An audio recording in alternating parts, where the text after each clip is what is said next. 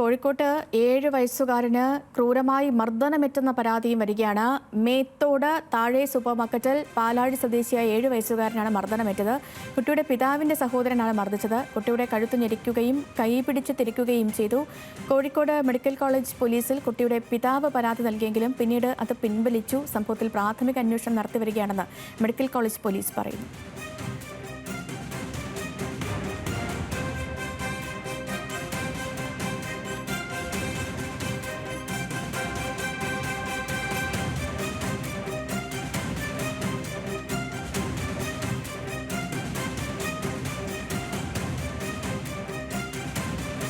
Benson Babu ഉണ്ട്. Benson, ഈ കുട്ടിയെ ഈ ബന്ധു കൈപിടിച്ച് ധരിക്കുന്നതൊക്കെ ദൃശ്യങ്ങളിൽ കാണാം. ഇപ്പോൾ കുടുംബം പരാതി പിൻവലിച്ചു എന്നറിയുന്നു. ഒരുപക്ഷെ ഇനി ഒരു വലിയൊരു കുടുംബ പ്രശ്നത്തിലേക്കൊന്നും പോകണ്ട എന്ന് കരുതിയാകും ഒരുപക്ഷെ പരാതി പിൻവലിച്ചത്. പക്ഷേ പോലീസ് നടപടികൾ എങ്ങനെയാണ്? സേതുലക്ഷ്മി സൂചിപ്പിച്ചതുപോലെ തന്നെ ഇത് കോഴിക്കോട് പാലാഴിക്ക് സമീപമുള്ള മേത്തോട്ട് താഴം എന്ന് പറയുന്ന സ്ഥലത്താണ് ഇത്തരത്തിലൊരു സംഭവം ഉണ്ടായിട്ടുള്ളത്. ഈ മർദ്ദനമേറ്റ കുട്ടി 7 വയസ്സുകാരനാണ്. ആ 7 വയസ്സുകാരൻ മർദ്ദിച്ചിട്ടുള്ളത് ഈ കുട്ടിയുടെ പിതാവിന്റെ സഹോദരൻ തന്നെയാണ്. ഇവരുടെ ഉടമസ്ഥതയിലുള്ള ഒരു സ്ഥാപനത്തിൽ വെച്ചിട്ടാണ് ഈ ഒരു മർദ്ദനം നടന്നത്.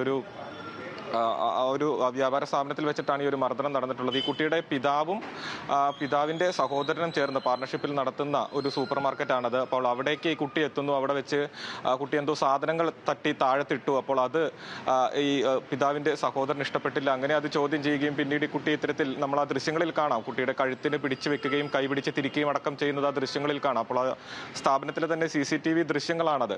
അപ്പോൾ ആ ദൃശ്യങ്ങളുടെ അടിസ്ഥാനത്തിൽ ആദ്യഘട്ടത്തിൽ ഈ കുട്ടിയുടെ പിതാവ് 7 വയസ്സുകാരനാണ്, ഞാൻ നേരത്തെ സൂചിപ്പിച്ചതുപോലെ കുട്ടിയുടെ പിതാവ് പോലീസിൽ പരാതി നൽകിയിട്ടുണ്ടായിരുന്നു. കോഴിക്കോട് മെഡിക്കൽ കോളേജ് പോലീസ് സ്റ്റേഷനിൽ പരാതി നൽകിയിട്ടുണ്ടായിരുന്നാൽ പിന്നീട് ഈ കുടുംബാംഗങ്ങൾ തമ്മിൽ നടത്തിയ ചർച്ചയിൽ അതൊരു വലിയ പ്രശ്നത്തിലേക്ക് പോകണ്ട എന്ന് ആയതുകൊണ്ടായിരിക്കാം കുടുംബം പരാതി പിൻവലിക്കാനുള്ള തയ്യാറെടുപ്പിലാണ്. ഞാൻ ഈ പിതാവുമായി ഫോണിൽ സംസാരിച്ചപ്പോൾ അദ്ദേഹം പറഞ്ഞു അതൊരു വലിയ വിഷയമാക്കേണ്ട, അത് കുട്ടി എങ്ങനെ അറിയാണ്ട് കൈതട്ടി സാധനങ്ങൾ താഴ്ത്ത് വീണപ്പോൾ സഹോദരൻ പിടിച്ചതാണ് എന്നാണ് പറഞ്ഞത്. അപ്പോൾ അതൊരു വലിയ വിഷയമാക്കേണ്ട എന്നാണ് കുടുംബം പറയുന്നത്. പക്ഷേ ആ ദൃശ്യങ്ങളിൽ ആ മർദ്ദനം ഒരു ഇച്ചിരി ക്രൂരമാണ് എന്ന് തന്നെ നമുക്ക് മനസ്സിലാക്കാൻ സാധിക്കും. ഇവർ ആദ്യഘട്ടത്തിൽ പോലീസിൽ നൽകിയ പരാതി അവർ പിൻവലിക്കാനുള്ള തയ്യാറെടുപ്പിലാണ്. പിൻവലിച്ചു എന്നാണ് പിതാവ് എൻ്റെ അടുത്ത് പറഞ്ഞിട്ടുണ്ടായിരുന്നത്. എന്നാൽ പോലീസിൽ അന്വേഷിച്ചപ്പോൾ അത്തരത്തിൽ പരാതി ഒന്നും തന്നെ പിൻവലിച്ചിട്ടില്ല എന്നാണ് പോലീസിൽ നമുക്ക് ലഭിച്ചിട്ടുള്ള വിവരം. അപ്പോൾ അതിന്റെ അടിസ്ഥാനത്തിൽ ഈ ലഭിച്ചിട്ടുള്ള പരാതി പിൻവലിക്കുന്നത് വരെ ആയിരിക്കാം, അല്ലെങ്കിൽ ആ ദൃശ്യങ്ങളുടെ അടിസ്ഥാനത്തിലായിരിക്കാം.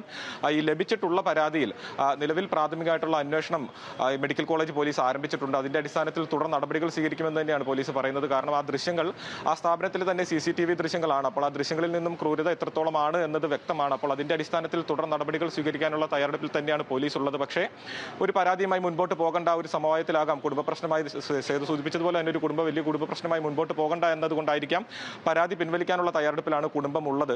പക്ഷേ ആ ഒരു മർദ്ദനം അത് ഒരല്പം ക്രൂരമായി പോയി എന്നത് തന്നെയാണ് നമുക്ക് ദൃശ്യങ്ങളിൽ നിന്ന് വ്യക്തമാകുന്നത്. സേതു. ശരി ബെൻസൺ.